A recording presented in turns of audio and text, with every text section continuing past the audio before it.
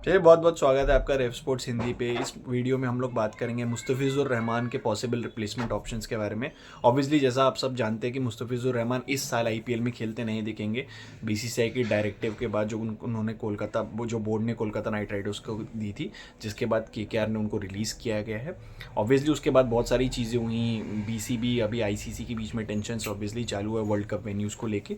But इस video में हमारा पूरा फोकस यही रहेगा कि कोलकाता नाइट राइडर्स किन विकल्पों की तरफ देख सकती है मुस्तफिजुर रहमान के रिप्लेसमेंट के तौर पे। अभी ऑब्वियसली बहुत सारे प्लेयर्स जो अनसोल्ड गए थे ऑक्शन में, उसमें काफ़ी सारे अच्छे नामचीन बॉलर्स हैं। और हो सकता है कि नॉट नेसेसरी कि वो सिर्फ बॉलर्स की तरफ ही देखे, बट हम बात उसी की करेंगे क्योंकि केकेआर एक सेट स्ट्रैटेजी के साथ गया था ऑक्शन में। अभिषेक नायर ऑब्वियसली अब नए हेड कोच हैं टीम के, तो वो काफ़ी सेट स्ट्रैटेजी दिखी जिस तरीके से ऑक्शन गया। बहुत अच्छा ऑक्शन गया केकेआर का उसमें, उन्होंने जब कैमरन ग्रीन को लिया और जो 3 फ्रंटलाइन पेसर्स भी लिए, वो तीनों के पीछे आपको सोच समझ में आ गई थी। आपने माथीशा पाथिराना को देखा, केकेआर डेस्परेट थी पाथिराना को लेने के लिए। फिर मुस्तफिजुर रहमान को 9.2 करोड़ में लिया गया, आकाशदीप को लिया गया, लोकल फ्लेवर लोकल प्लेयर है।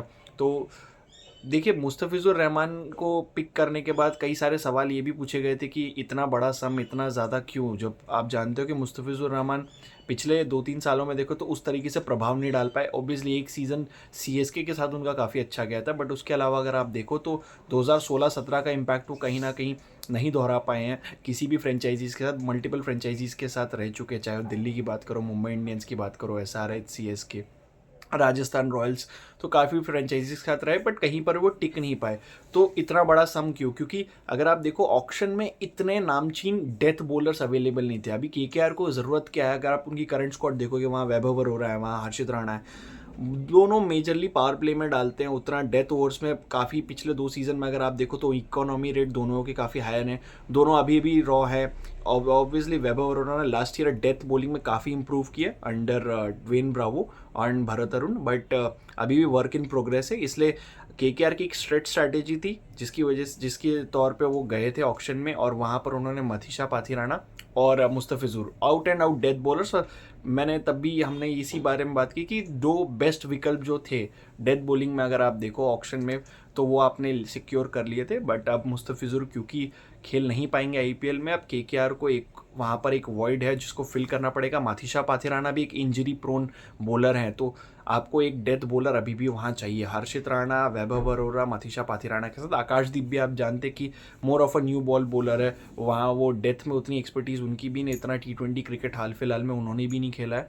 तो कौन कौन से विकल्प वो हैं जिनकी तरफ केकेआर देख सकती है जो ऑक्शन में अनसोल्ड गए? तो सबसे पहले फजल फारूकी का नाम आता है। ऑब्वियसली बहुत बढ़िया टी20 बॉलर है, अफगानिस्तान के लिए अच्छा किया, काफ़ी फ्रेंचाइजी क्रिकेट में अच्छा किया, बट आईपीएल में कहीं ना कहीं अपना नाम नहीं बना पाए हैं। कई बार उनको कई फ्रेंचाइजीज से मौके भी अलग अलग मिले, बट उस तरीके से प्रभाव नहीं डाल पाए हैं।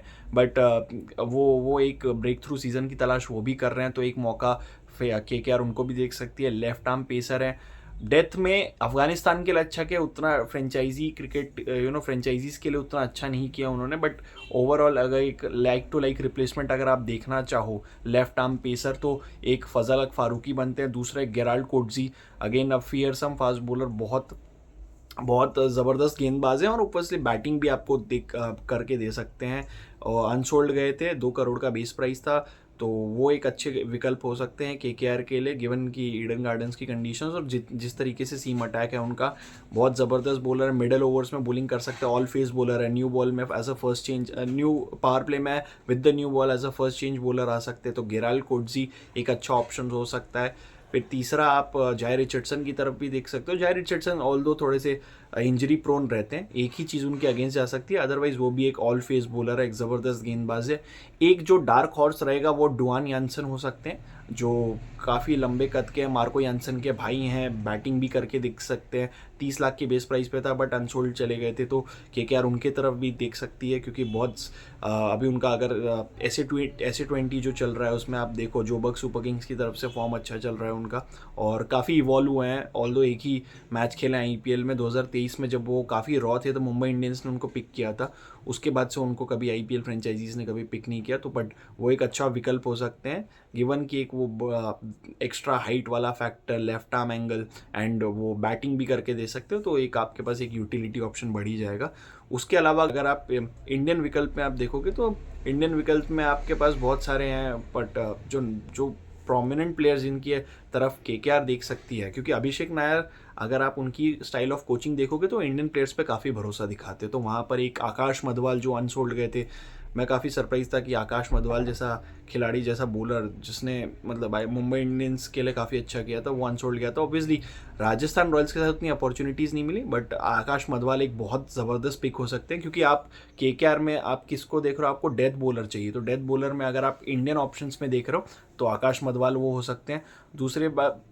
दूसरा विकल्प जो हो सकता है वो सिमरजीत सिंह का हो सकता है, सीएसके के साथ है, सनराइजर्स हैदराबाद के साथ उस तरीके से उतने मौके भी नहीं मिले, और जो मौके मिले वो भुना भी नहीं पाए। बट सिमरजीत सिंह भी अभी अगर आप देखो करेंटली डोमेस्टिक क्रिकेट में दिल्ली के लिए बहुत ज़बरदस्त फॉर्म में चल रहे हैं, चाहे वो विजय हज़ारे देखो, सैयद मुश्ताक अली ट्रॉफी देखो, हैवी बॉल डालते हैं, डेथ ओवर्स में ऑपरेट कर सकते हैं, हाई पेस पे इवन न्यू बॉल के साथ बॉलिंग कर सकते हैं। तो सिमरजीत सिंह, आकाश मधवाल, एक और जो नाम मैं लूँगा वो मौनी ग्रेवाल का है, जो अगेन दिल्ली प्रीमियर लीग से उभर के आए हैं, दिल्ली के गेंदबाज से काफ़ी ज़बरदस्त यॉर्कर्स डालते हैं, तो वो भी एक नाम हो सकते हैं। चेतन साकरिया एक और नाम हो सकते हैं जो केकेआर के साथ पहले भी रहे हैं।